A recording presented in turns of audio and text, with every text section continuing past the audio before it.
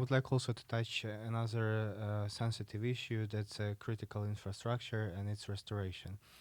Uh, how do you see the role of the private sector here? And is there room for cooperation between EIB and private sector? No, thank you for this question, because if you just look at the cost of full-scale reconstruction of Ukraine, the bill is enormous, right? It's 500 billion euros or dollars. Forgive me, as a European, I always tend to think in euros. But it's so much more than any public investor can do by themselves. Even the entire IFI community with the European Union backing in guarantees and grants. So let's say you have this 500 billion price tag. Then look at what, for example, the European Union is putting on the table for its next EU budget. There's supposed to be a 100 billion instrument for Ukraine. So you already see there's a massive gap, right? So you need to think in terms of mobilizing, catalyzing private investment to reach the scale that you need to rebuild properly and to rebuild better than things were, right? So how can we do this? Well, first of all, opportunities for the private sector on a limited basis already exist today, because any type of project that we do with a municipality, that we do with an oblast, that we do with a state-owned company, typically needs private sector partners to procure the building material, to procure equipment, to conduct the works, and so on. So we want to see the private sector first being exposed to us through our tenders, right? And the tenders, yes, they can be a bit painful if you do them for the first time. But once again, if you seek assistance, our office in Kyiv, our colleagues in Luxembourg, they're really ready to help. So this is option number one, to get involved via public sector reconstruction projects that are already ongoing. There are many private sector companies that actually are very well established in certain sectors. It could be waste management, it could be water, it could be just construction of anything from that school to that hospital to that road, right? So it really depends on the area where you're strong and also geographically where you have relationships, right? Because again, there are very few companies that are generally, as private sector, more agile than we are, big bureaucratic institutions that will just go and spend hours on various websites looking for calls for proposals. Where are these tenders announced, right? I mean, that alone takes a bit of research.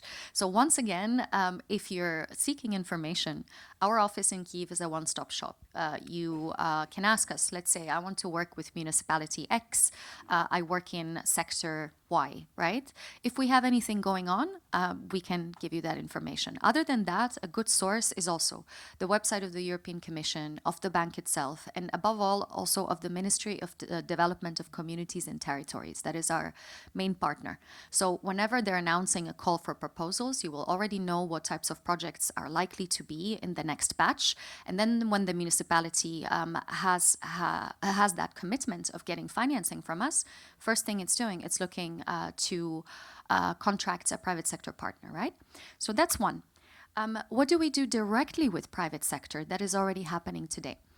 We have invested notable funds from different parts of the European budget, not only from the Ukraine facility that you all know very well, because this is dedicated to Ukraine, but from other parts of the EU budget that we implement, for example, from a program called InvestEU, to work with local banks, so that small and medium-sized companies in particular can then apply to those banks, whether it's Bank Lviv, ProCredit, Ukrgazbank, Ukreximbank, Ossiatbank, others. We work with multiple institutions with our guarantees that de facto protect their portfolio from risks, including those related to war. SMEs can turn to them and again obtain better than market conditions, whether it comes to collateral requirements or whether it comes to interest rates, right? Or very importantly, also the term of those loans. Typically, we offer also, with the help of our instruments, longer tenors for these loans that SMEs typically seek. And you can be looking for 20,000 euros, 50,000 euros, 300,000 euros, but the rate that you will get from a local bank or the conditions is always better when EIB money is involved.